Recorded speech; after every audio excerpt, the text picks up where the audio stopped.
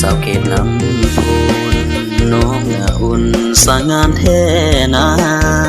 อ้ายนี้ลงหักกันดาตั้งแต่เดือนหาหน้าแลง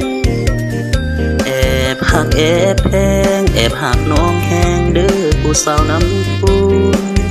เมื่ออ้ายได้อาบน้ำอุ่นร่วมกับสาวลุ่นสาวบ้านผู้สอ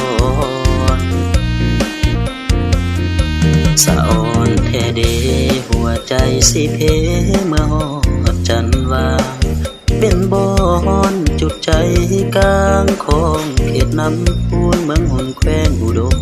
ใสสุขใจแท้ดีเมื่ออ้ายได้มาหากับสาวจันวายามนอนฝันเห็นแต่นางผู้สาวจันวางคิดฮอดแท้ดีคืนไปภาคเหนือจนติดเสน่ห์สาวบ้านหมกหังได้ยินเขาลือว่านางสาวบ้านหมกหังงามมีเสน่ห์ใจอ้ายลังเลคิดฮอดแท้เดเมื่อยามจากลาอ้ายนี้ยังฝากน้ำตาไว้กับน้องลาเป็นมือสุดท้ายลงมาภาคใต้จนหัวใจของอ้ายไหวสั่นลงมากีดกันกับสาวผู้ยุดสุขใจแท้เดเห็นสาวผู้เล่าเจ้านี้คืองามโสภา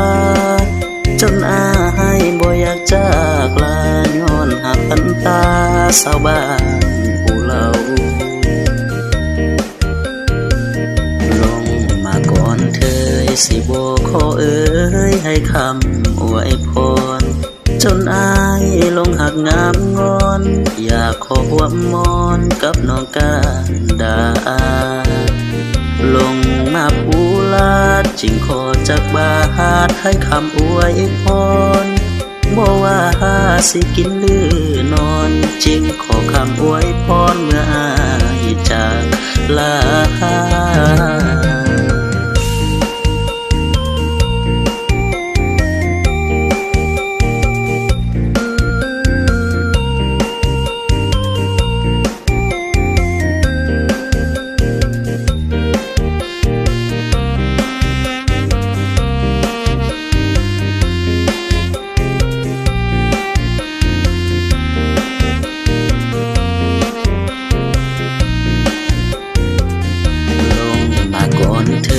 สิบ่ขอเอ่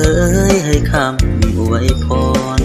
จนอ้ายลงหักงามงอนอยากขอหวมมอนกับน้องกันดา